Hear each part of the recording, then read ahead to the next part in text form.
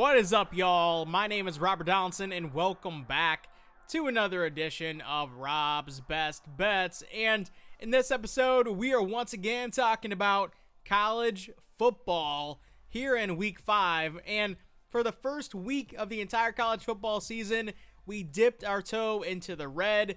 We still actually came up on top in terms of kind of like the win-loss department when you're talking about against the spread betting. But our bet sizing did get us in trouble a little bit in some of those 4-unit plays and some of those 3-unit plays. And then we ended up kind of dipping a little bit into the red.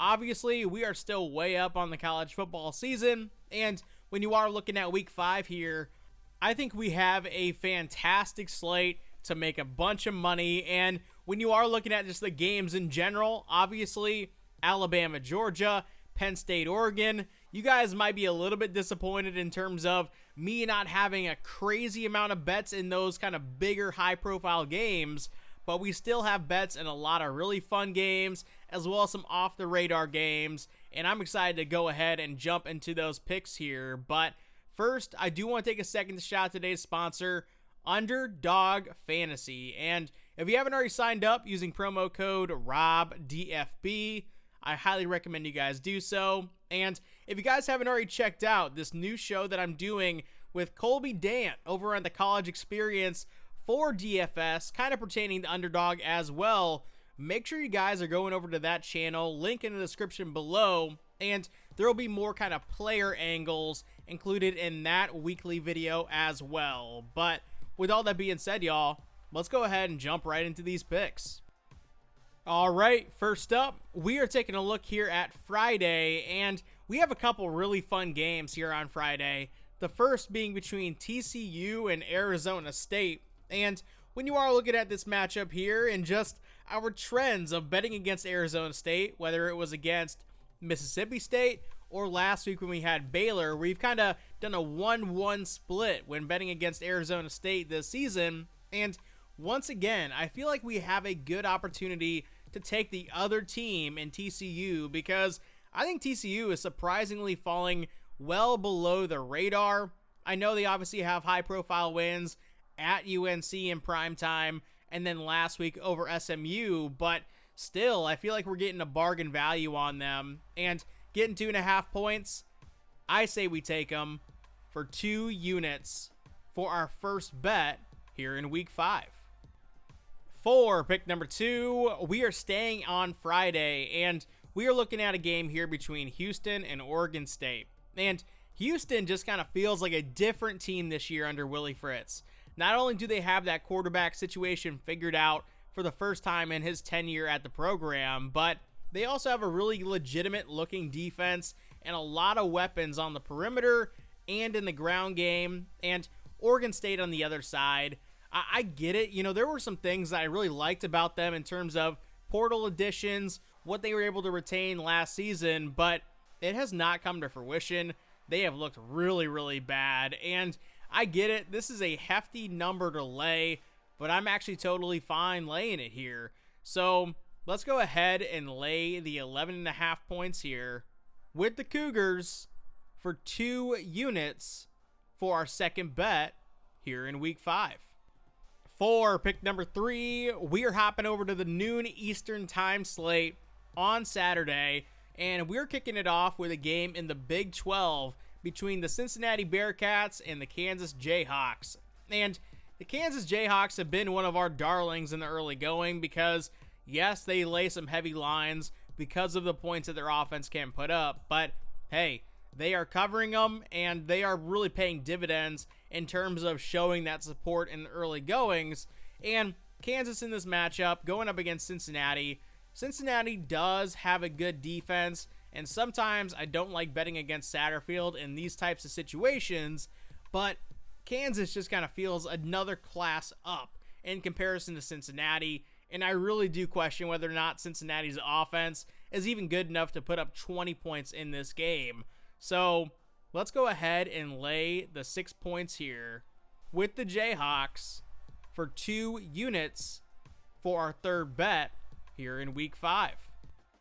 All right, next up, we are taking a look at a game here between UCF and Kansas State. And when you are looking at this game here, I do think we're looking at two different teams that are being valued incorrectly on the open market in terms of betting purposes. And UCF is coming in undefeated, having just bounced UNC. It wasn't even close, right? It was a game where, again, UNC is falling flat. But on the other side, Kansas State is at this point where I do think, yes, they are not as good as what we kind of thought they could be coming into the season, because Avery Johnson cannot throw a forward pass.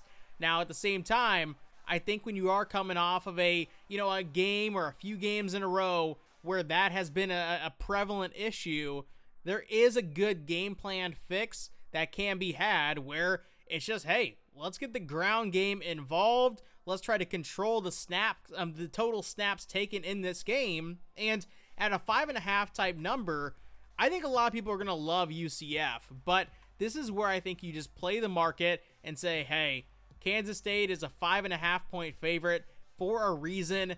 They're obviously talented enough to win by this type of margin going away. And so let's go ahead and lay the 5.5 points here for 2 units for our fourth bet here in week 5.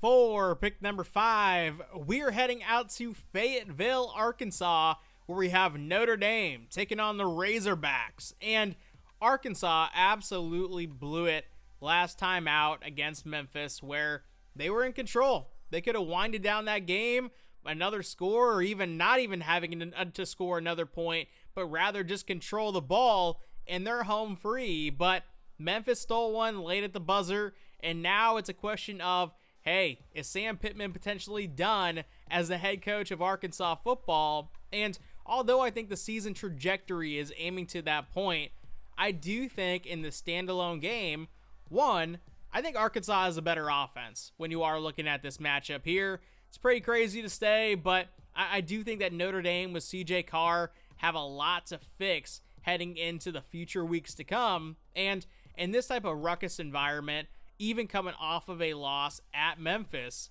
I do feel like Arkansas is going to be geared up, ready to go, and we're essentially getting spotted almost a full touchdown in this game.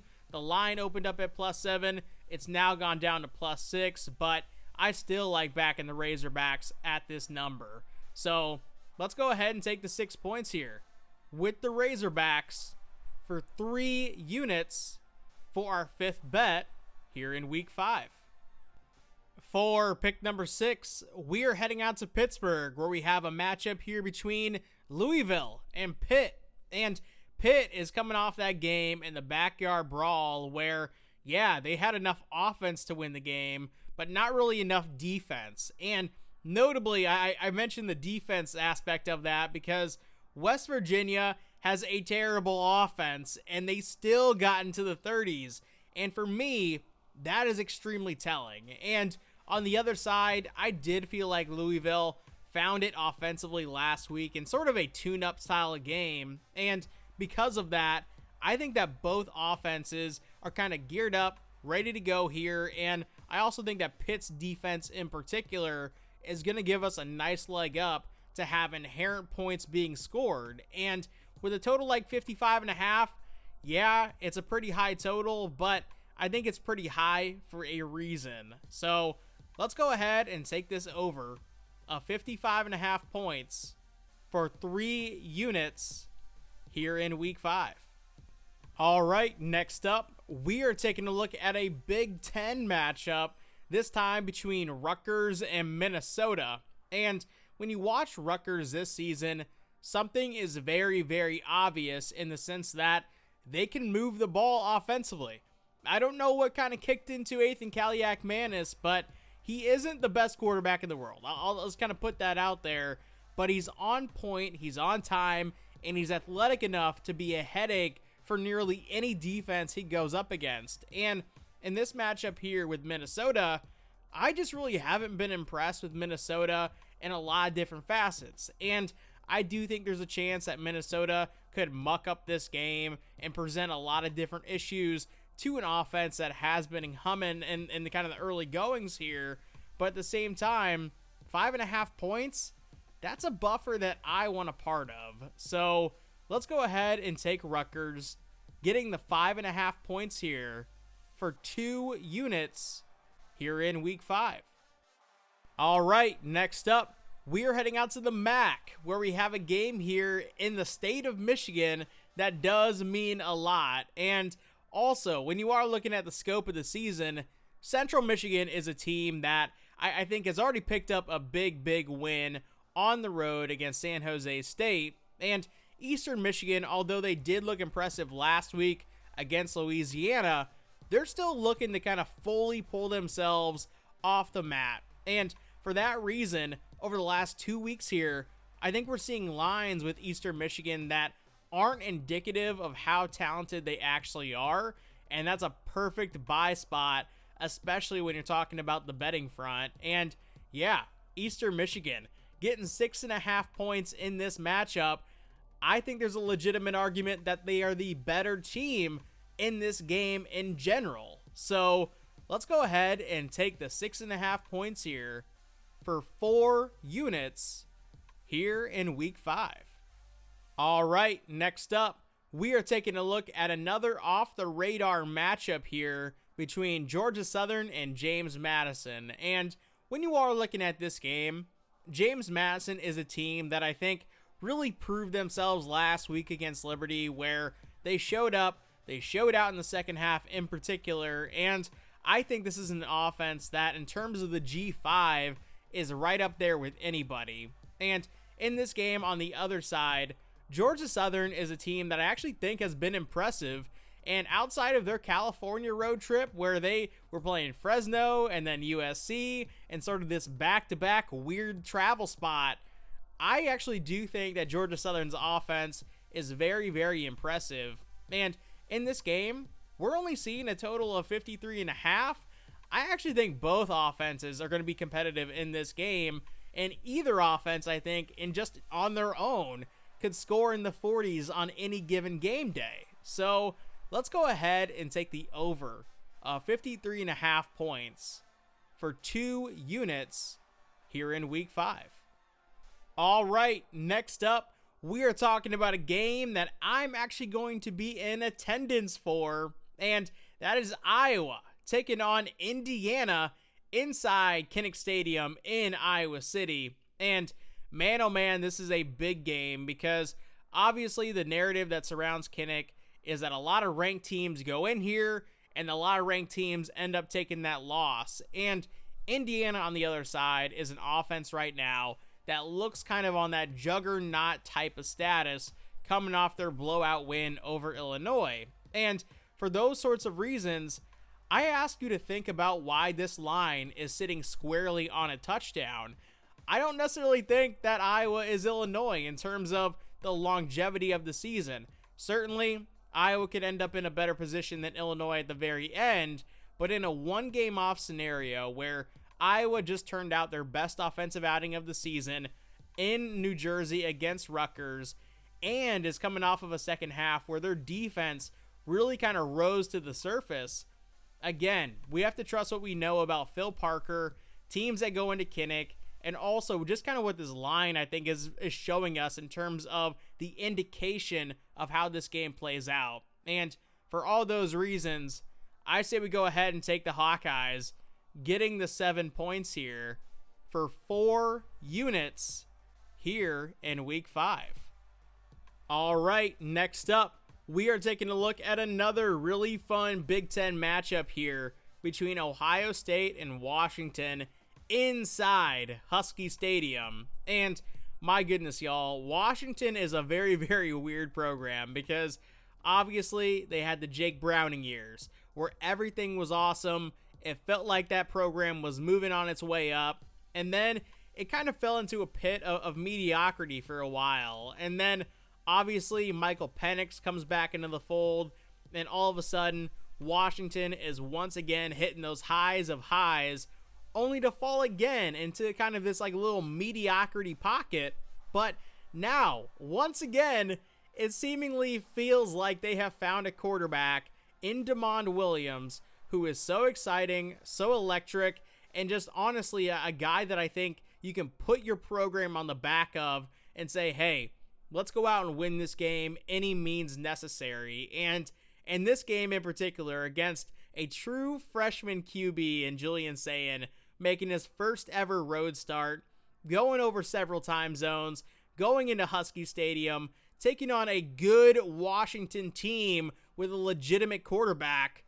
Man, oh man, do I feel like Washington could win this thing outright. But hey, we don't need them to win it outright. Honestly, the money line price, I was hoping for maybe 4-1 or 3.5-1. It's more so like 2.5-1 out there. And for that reason, staying off the money line. But I am still putting 4 units on Washington, getting the 9.5 points at home to cover that number. And once again, I think there's a real chance that they end up winning this game. But let's go ahead and take the points with a whole lot of confidence. And hey, Ohio State fans, I get it.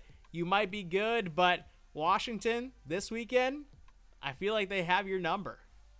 All right, next up, we are once again staying in the Big Ten, where we have another really, really awesome matchup here between Oregon and Penn State. It's a battle of two teams that obviously played in the Big Ten championship just last season, and now it's on Penn State's terms, right? It's in Happy Valley. Oregon's going to have to come all the way out from Oregon, where obviously the time zone difference is going to make up a few different hours. And when you are looking at Penn State and their sort of pathway to success in this game, I think ultimately it's going to have to be limiting Oregon offensively with the explosive plays that they've been turning out every single week, and honestly just keeping the ball on the ground and making it an efficient offensive structure. And when you're looking at that type of approach and you're looking at a total of 52.5, I do feel like 52.5 would make sense in most of the games that Penn State is playing or Oregon is playing, just not when they're playing each other. And for that reason, I say we go ahead and take that under of 52.5 points here for 2 units for our third to last bet here in week 5. All right, for our second to last bet here in week 5, we are taking a look at a matchup here between San Jose State and Stanford. And when you are looking at this ball game here, two teams that I think are very, very disappointing this season for 2 very different reasons. One, Stanford, everybody was dogging them. Everybody thought they were a bad team coming in, and guess what? They've showed to be a very, very bad team, and hence, guess what? There's a lot of disappointment in terms of, Stanford not being the old school Stanford and now kind of settling into this really, really bad stretch of football as a program. And on the other side, San Jose State, they were a team billed to be a potential G5, and including me. I was potentially wrong on that as well. We'll see how the season goes on as we keep moving forward here, but Ken Niumatalolo has a big task in front of him this weekend because I do think he's a fantastic coach. I think there's a lot of talent on this team, and they have a real opportunity now to just go ahead and get it done on the road against obviously a team from the Power 5. And I do think San Jose State is going to be right there until the very end, and especially when you're looking at the upside of a San Jose State blowout, which I think is on the table. I say we go ahead and take the 2.5 points here with the Spartans for 3 units for our second to last bet here in week 5. All right, for our final bet here in week 5, we're heading out to Boulder, where we have a game here between BYU and Colorado. And I get it. Colorado is a team that's already kind of gone through a quarterback detour, if you will. They've played 3 different guys this season.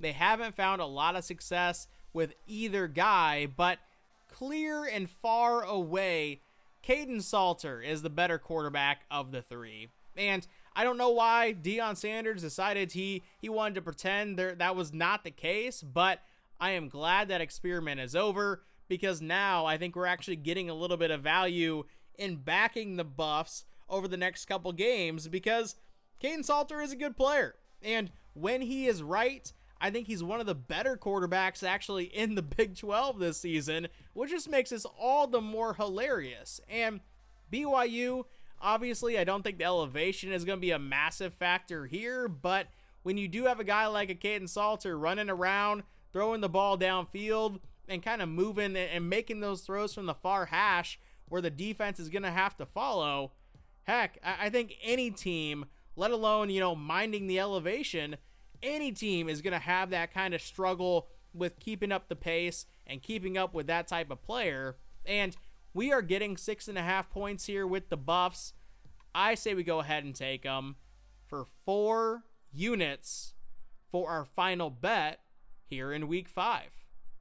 All that being said, I really want to thank you guys for checking out today's video. And if you do want to show some love, make sure you drop a like in the video, make sure you subscribe to the channel, and make sure you guys comment down below. But with all that being said, y'all, I will see you in a future video. Take it easy.